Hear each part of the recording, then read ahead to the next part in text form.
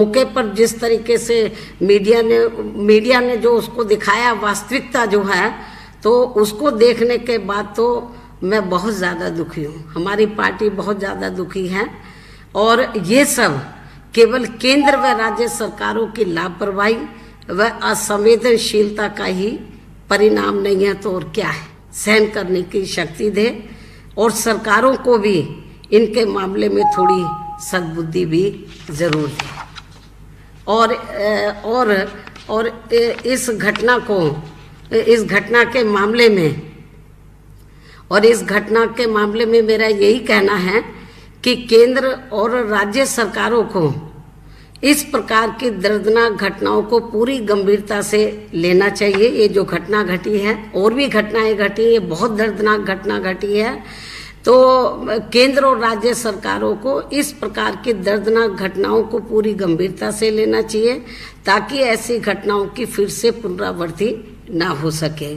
साथ ही उनके पीड़ित परिवारों की पूरी आर्थिक मदद भी जरूर करनी चाहिए, क्योंकि उनकी आर्थिक मदद के साथ साथ उनके परिवार को नौकरी भी, किसी मेंबर को नौकरी भी इनको जरूर देनी चाहिए जो ये घटना घटी है। इसके अलावा लॉकडाउन के कारण बदहाल हुए प्रवासी मजदूरों को रेल व बस की मुफ्त व्यवस्था करके उन्हें उनके घरों तक सुरक्षित पहुंचाना चाहिए। सरकारें आखिर किस दिन गरीब व लाचार जनता के काम आएंगी।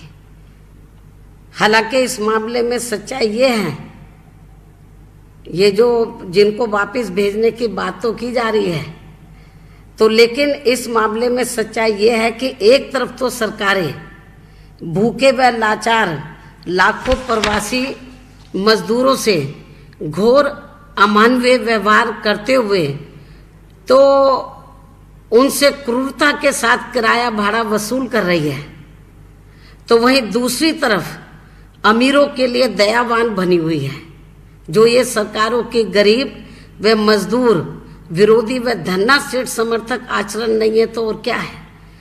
और इस संबंध में जिसकी हमारी पार्टी घोर निंदा भी करती है। और ये बात मैं इसलिए कह रही हूँ कि जो अमीर लोग हैं, तो जिनके बच्चे बड़े बड़े कोचिंग सेंटर में जाकर वो कोचिंग कर रहे थे, अमीर लोग हैं, बड़े बड़े अधिकारी लोग हैं, या जो लोग अपने काम काज से विदेश भी गए हैं, तो उनके लिए तो सरकार मेहरबान है।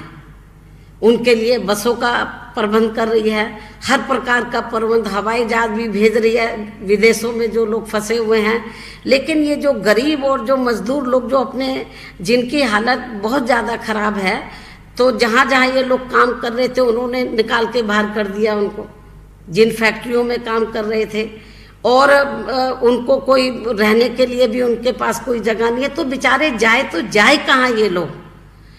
जब ये लोग फिर ये पैदल चल रहे हैं, कोई साइकिलों से जा रहे हैं, जो भी छोटे मोटे उनके पास साधन है, और बहुत बुरी हालत है।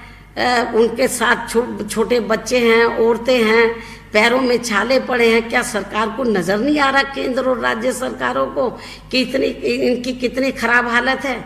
और इतना ही नहीं, मेरा आज ये भी कहना है कि ये जो कोरोना वायरस की जो बीमारी है, तो इसको खैर सरकार ने गंभीरता से लिया, इस मामले में हम सरकार के साथ हैं, लेकिन इनको लॉकडाउन का जो घोषणा करनी थी, इनको तो ये मालूम था कि ये बीमारी कई देशों में फैल चुकी है, इनको सतर्क हो जाना चाहिए था।